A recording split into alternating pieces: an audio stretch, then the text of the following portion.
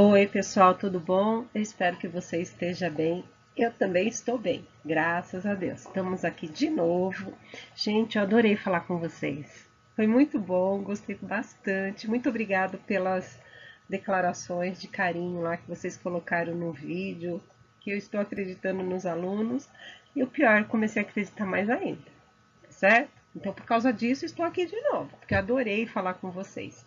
E hoje eu estou aqui preparando a próxima aula, que vai ser sobre a dor, a perda e a traição, que está muito interessante. E me deparando com alguns livros aqui, eu, eu encontrei um caso que o autor aqui está citando no livro dele, e eu achei interessante falar desse caso aqui para vocês, para a gente fazer uma análise aqui juntos sobre o que ele está querendo dizer e como isso é muito comum no nosso comportamento, na nossa vida, como a gente vai se comportar muitas vezes aqui igual a Juliane. Então vamos lá. Então ele fala o seguinte, o autor: Juliane era a filhinha do papai. O que significa quando a gente vê num texto este termo, filhinha do papai, filhinho da mamãe? O Jung também usa muito esse termo em alguns textos dele. Isso significa que esta criança ela foi criada com excesso de proteção, excesso de carinho, excesso de amor. E aí o que acontece? Acontece que essa criança se torna um adulto provavelmente com uma grande defasagem emocional. Ele vai se tornar uma pessoa dependente de alguém aqui fora. Ele vai precisar que alguém vá fazer o papel de mãe ou o papel de pai para ele e cuide dele emocionalmente. São pessoas que trabalham, que crescem, que constituem famílias, normalmente, tá? Mas a nível emocional são pessoas extremamente comprometidas e dependentes. É isso que ele vai falar do caso aqui da Juliana, que ela era uma filhinha de papai.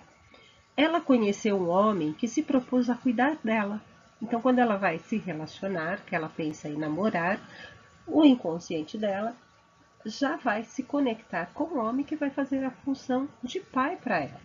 Porque se ela é filhinha, ela vai precisar fazer par com o pai aqui fora. Tá?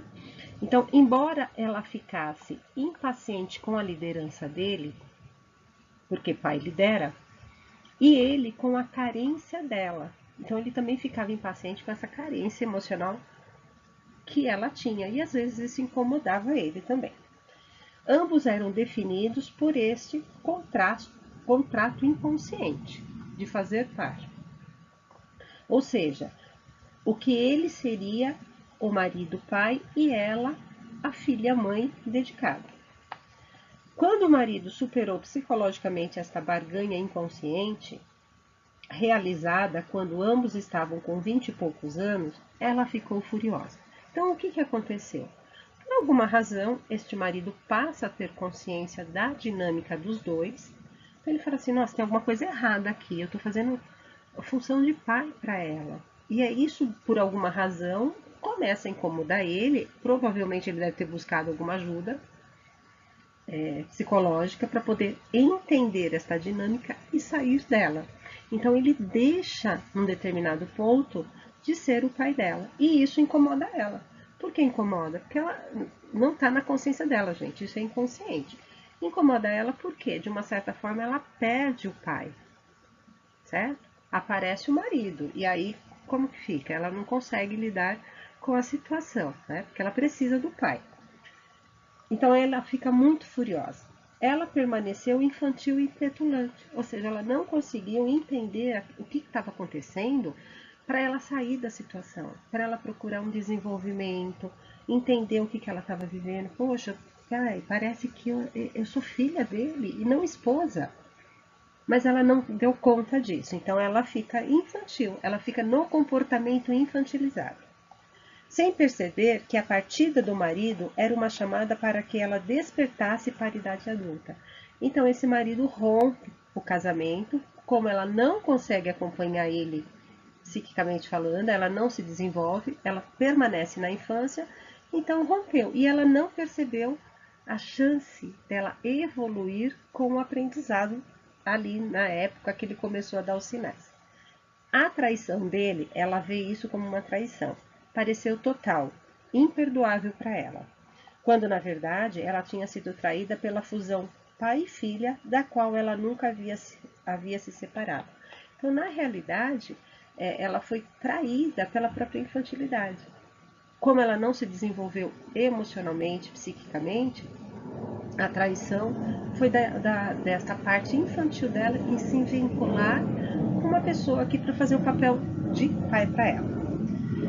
Não é preciso dizer que ela logo encontrou outro homem com quem pôde representar a antiga dependência.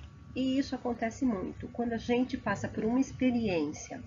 Toda experiência vem trazendo uma informação onde eu preciso melhorar ou o que eu preciso aprender com aquilo. Se eu não consigo ver o que eu preciso aprender, e óbvio que eu não aprendo, eu vou repetir a situação. Que foi o caso dela, da Juliane. Ela repetiu a situação. Ela passou por esse primeiro casamento, não conseguiu ver o que estava acontecendo, não se desenvolveu. O casamento terminou, ela procura um novo relacionamento. É óbvio, se ela não mudou, ela ficou na infantilidade, ela ainda vai precisar do pai.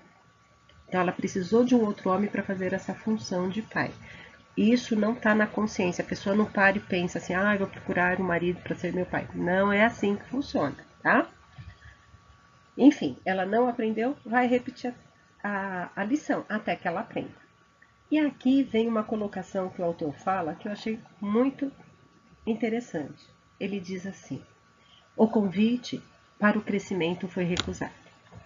Então, essa experiência, que foi o convite, ela recusou de aproveitar e crescer.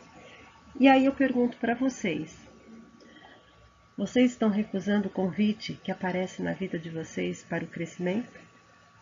Eu espero que não, né? Eu espero que vocês consigam entender que cada experiência que vocês estão tendo na vida de vocês é um grande aprendizado. Se você conseguir colocar consciência nisso, se você conseguir ao mesmo tempo ser o experimentador e o observador daquilo que você está vivendo, daquilo que você está sentindo, daquilo que você está entendendo, da tua ação, da tua reação, enfim, como que eu experimento essa situação? O convite, muitas vezes, que nos é colocado, ele é colocado de uma forma, na grande maioria, meio amargo, né? Meio difícil, meio lamacento. Você está entendendo? Então, às vezes não é um convite gostoso, mas ele é um convite necessário. Necessário para a nossa transformação. Então, eu espero que você receba o convite e cresça com ele. E aproveitando aqui, eu vou fazer o convite para vocês. Que vocês não recusem esse convite para o crescimento de vocês. Que você assista a aula lá, Jornada da Alma e o Sentido da Vida, onde eu aprofundo esse tema. Onde aprofundo essas questões desses convites. Lá eu vou falar da alma, da origem da alma, qual é o significado da gente passar por certas situações, se o sentido da vida é buscar a felicidade. Então, aqui está meu convite para uma transformação de vocês. Eu espero que vocês aceitem o convite. Gente, muito obrigada, viu? Tô adorando estar aqui compartilhando um pouquinho mais de conhecimento aí com vocês. Eu espero que seja útil para vocês, tá bom? Então, um forte, afetuoso abraço e um grande beijo. E até a próxima!